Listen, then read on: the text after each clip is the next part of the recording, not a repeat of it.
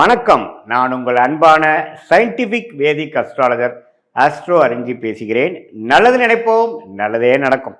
தொடர்ந்து நம்மளுடைய சேனலில் வரக்கூடிய வீடியோஸ்லாம் பார்த்துட்டு இருப்பீங்கன்னு நினைக்கிறேன். எந்த விதத்திலும் மிகைப்படுத்தாமல் மூட நம்பிக்கைக்குள்ள போகாமல் சயின்டிபிக் வேதிக் முறையில் உள்ளது உள்ளவாறு பார்த்து கொண்டிருக்கிறோம். அந்த வகையில் இந்த வீடியோவில் ரிஷபராசிக்காரர்களுக்கு 2025 மே மாதம் எத்தகைய ஒரு மாதமாக இருக்க போகுதுங்கிறது நம்ம கோச்சார அமைப்பு என்று சொல்லப்படுகிற டிரான்சிட் அஸ்ட்ராலஜியில் ஆண்டு கிரகத்தின் பெயர்ச்சியும் மாத கிரகத்தின் பெயர்ச்சியும் ரிஷபராசிக்கு எப்படி இருக்குதுங்கிறது பார்க்க போகிறோம். அதற்கு முன்னாடி நம்மளுடைய சேனல் ஃபஸ்ட் டைம் வரவங்க மறக்காமல் சப்ஸ்கிரைப் பண்ணுங்கள். ஸோ தொடர்ந்து நம்மளுடைய அறிவியல் சார்ந்த ஜோதிட கருத்துக்கள் உங்களை அடைந்து அதனால் நீங்கள் நல்ல ஒரு பலன், உங்களுடைய எதிர்காலத்தை திட்டமிடுவதற்கு ஒரு நல்ல ஒரு பலன் அனுபவிக்க முடியுங்கிறது நான் கேட்டுக்கொள்கிறேன். வாங்க நம்ம வீடியோக்குள்ளே போகலாம். இப்போ பார்த்தீங்கன்னா ரிஷபராசிக்கு 2025 மே மாதம் எப்படி இருக்க போகுதுன்னு முதல்ல ஆண்டு கிரகத்தோட அமைப்பு எப்படி இருக்குது, மே மாதம் ஏதோ ஒரு ஆண்டு கிரகம் மாறப்போகுதா அப்படிங்கிறது நம்ம பார்க்க போகிறோம். பார்க்க போனால் சனி 2025 மார்ச் 29ஆம் தேதியே பயிற்சியாகி ஒரு அற்புதமான ஒரு 11ஆம் பாவம் என்று சொல்லப்படுகிற லாபஸ்தானத்துக்கு சனி வந்தாச்சு. மே மாதம் 1ஆம் தேதி வரும் பொழுது ஒரு சனி ஒரு 30-32 நாட்கள் ஆகிவிட்டது. அற்புதமான 11ஆம் இடத்துல. அத்தகைய அமைப்பில் பார்த்தீங்கன்னா என்ன நடக்குதுன்னா, குரு மே 15ஆம் தேதி இதுவரை ராசிக்குள்ள இருந்து சில விஷயத்தை ஒரு பிளானிங், சில திட்டமிடுதல், அது மாதிரி சில விஷயங்களை கொடுத்து கொண்டிருந்தது. அதுக்கு வேணுங்கிற பலனை, கேஷ் ஃப்ளோவை, ரிட்டர்ன்ஸை, பெனிஃபிட்ஸை கொடுக்கக்கூடிய 2ஆம் இடத்துக்கு மாறுகிறது. 2ஆம் இடத்துலேருந்து அதோட சொந்த வீடாகிய தனுசு 8ஆம் வீடாக ரிஷபராசிக்கு வரக்கூடிய தனுசை பார்த்து நல்ல ஒரு பண வரவு, அடுத்தவங்க மூலமாக வரக்கூடிய பணம், இன்வெஸ்ட்மெண்ட்டில் ரிட்டர்ன்ஸ், வெளிநாடு பிராணங்கள், ஷேர் மார்க்கெட்டில் பெனிஃபிட்ஸ், அது மாதிரி பல சோர்ஸ் ஆஃப் இன்கம் அதிகரிக்கக்கூடிய ஒரு அமைப்பை ரிஷபராசிக்காரராகிய தொழிலதிபர்கள், உத்தியோகஸ்தர்கள், இன்வெஸ்டர்ஸ், அது மாதிரி இருக்கிறவங்களுக்கு கொடுத்து மற்ற ஒரு வயதினருக்கும் ஒரு நல்ல சேஞ்சஸ், ஒரு நல்ல பெனிஃபிட்ஸை கொடுக்கக்கூடிய அமைப்பு தான் குரு பெயர்ச்சி ரிஷபராசிக்கு கொடுக்குதுங்கிறது நம்ம தெரிஞ்சுக்கணும். அதே சமயத்தில் ராகு கேது பார்த்தீங்கன்னா, ராகு 11ஆம் இடத்துல இது வரைக்கும் இருந்து நல்ல ஒரு அமைப்பை கொடுத்தது, இப்போது 10ஆம் இடத்துக்கு வருது.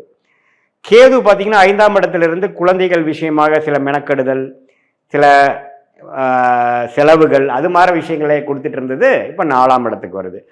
ஸோ ராகு 10, சனி கேதுன்னு 4 வரும் பொழுது அடுத்த கட்ட வேலை, தொழில் முயற்சிகள், வெளி மாநிலம், வெளிநாடு, அந்நியரோட பழகுதல் மூலமாக கொஞ்சம் பெனிஃபிட்ஸ், புது சர்க்கிள்குள்ளே போகிறது, எக்ஸ்பான்ஷன், அது மாதிரி விஷயங்கள்லாம் அடுத்தபடியாக கொடுக்கக்கூடிய ஒரு அமைப்பு ராகு கேது கொடுக்குறார். குரு முதலே சொன்ன மாதிரி அருமையான ஒரு கேஷ் ஃப்ளோ, குடும்பத்தில் ஒரு அமைதி, அது மாதிரி நல்ல ஒரு விஷயத்தை கொடுக்கக்கூடிய அமைப்புகளில் ஆண்டு கிரகமாகிய குருவும் கொடுக்குறார். சனி ஆல்ரெடி 11ஆம் இடத்துல போயிட்டார். ஸோ ஆண்டு கிரகத்தோட அமைப்புகள் மே மாதத்திலிருந்து அற்புதமாக இருக்குது. குறிப்பாக செகண்ட் ஆஃப் மே 15 பார்த்தீங்கன்னா நல்ல ஒரு மாற்றத்தை கொடுக்கக்கூடிய அமைப்பு ரிஷபராசிக்காரர்களுக்கு உண்டு. அதே சமயத்தில் மாத கிரகம் ஆகிய ராசி அதிபதி ஆகிய சுக்கிரன் எப்படி இருக்காருன்னு பார்த்தீங்கன்னா, சுக்கிரன் 11ஆம் இடத்திலே உச்சம் பெற்றிருக்கிறார்.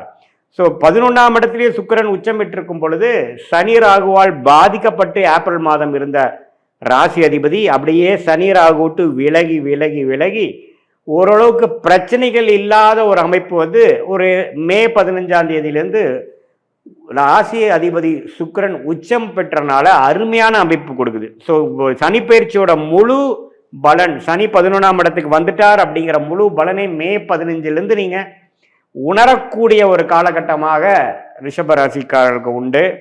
அதே சமயத்தில் புதன் பார்த்தீங்கன்னா 11ஆம் இடத்துல இருக்கக்கூடிய மீனத்திலிருந்து மே 7ஆம் தேதியே 12ஆம் இடத்துக்கு வரார். மே 23ஆம் தேதி ராசிக்குள்ளேயே வருகிறார். இதெல்லாம் ஒரு அற்புதமான ஒரு பயிற்சியாக தெரிகிறது.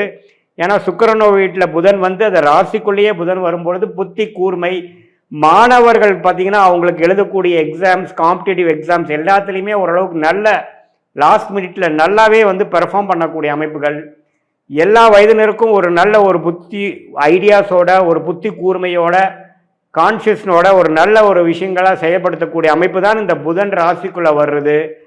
சூரியனும் பார்த்தீங்கன்னா மே 15க்கு அப்புறம் ரிஷபத்தில் வந்து ராசிக்குள்ளேயே வர்றது எல்லாமே ஒரு நல்ல அமைப்பை கொடுக்கக்கூடிய அமைப்பு. விரயங்கள் குறைந்து, செலவுகள் குறைந்து, அடுத்த கட்ட நடவடிக்கைக்காக பெனிஃபிட்ஸ் அணிவிக்கக்கூடிய, அறுவடை செய்யக்கூடிய போன்ற 1 வருஷமாக 2 வருஷமாக சனி 10ஆம் இடத்துல தொழில் ஸ்தானத்திலிருந்து கடும் உழைப்பை கொடுத்த ரிஷபராசிக்காரர்களாகிய உங்களுக்கு அதோட பெனிஃபிட்ஸ், அதோட பலன்களை அணிவிக்கக்கூடிய ஒரு காலகட்டத்தின் ஆரம்ப பகுதியாக நாம் இதை எடுத்துக்கலாம்.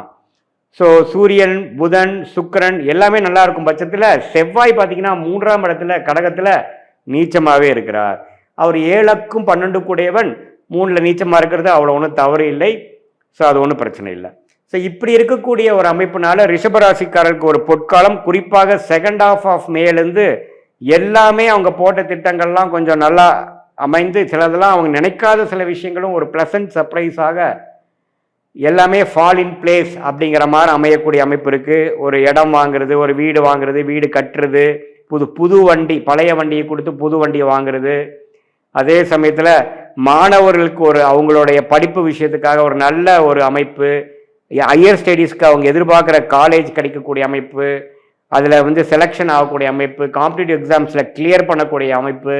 அதே சமயத்தில் சீனியர் சிட்டிசன் பார்த்திங்கன்னா இதுவரைக்கும் செலவுகளும் மருத்துவ விஷயத்தில் வந்து ஒரு கிளாரிட்டி இல்லாமல் ட்ரீட்மெண்ட் வந்து பலன்கள் கொடுக்காமல் இருந்ததெல்லாம் இப்போ படிப்படியாக ஓரளவுக்கு நோய்களோட வளர்ச்சி குறைந்து, நோய்த்தன்மை குறைந்து, ஓரளவுக்கு ஹெல்தினஸ், ஆரோக்கியம் கூடக்கூடிய அமைப்புலாம் பார்த்திங்கன்னா இத்தகைய ஒரு சனி பெயர்ச்சி, ராகு கேது பெயர்ச்சி, குரு பெயர்ச்சி, அதே சமயத்தில் மாத கிரகத்தின் அமைப்புகளும் ரிஷபராசிக்காரர்களுக்கு குறிப்பாக சொல்லப்போனால் மே 15க்கு அப்புறம் ஓரளவுக்கு நல்லா வருதுங்கிறது தெரிஞ்சுக்கணும்.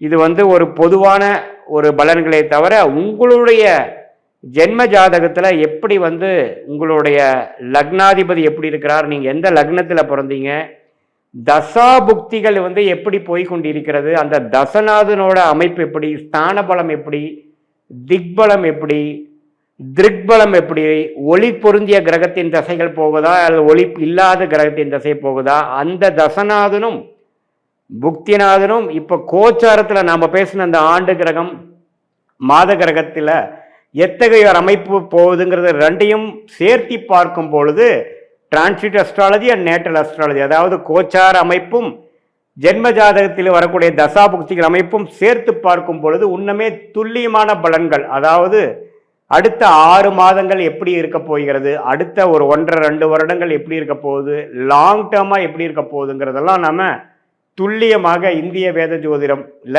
சயின்டிஃபிக் அடிப்படையில் எந்த விஷயத்துலையும் மிகைப்படுத்தாமல் அதிகமாக நம்ம வந்து ஒரு பரிகாரங்கள் அது மாதிரி மூட நம்பிக்கைக்குள்ள போகாமல் கர்மா எப்படி செயல்பட போகிறது, என்ன நடக்க போகிறது, அதிலிருந்து நம்ம எப்படி வந்து நல்ல விஷயத்தை எடுத்து எப்படி மென்டல் ப்ரிப்பரேஷன் மூலமாக நாம் வந்து தேவையில்லாத சாய்ஸஸை அவாய்ட் பண்ணி நம்மளுடைய கர்மாக்கு நிகராக நம்மளுடைய லைஃப் பிளானையும் அலைன் பண்ணிட்டு எப்படி நம்ம ஜெயிக்கலாங்கிறது நம்ம கண்டிப்பாக பார்க்கலாம். இது பொதுவான பலன்கள்ங்கிறது நீங்கள் தெரிஞ்சுக்கணும்.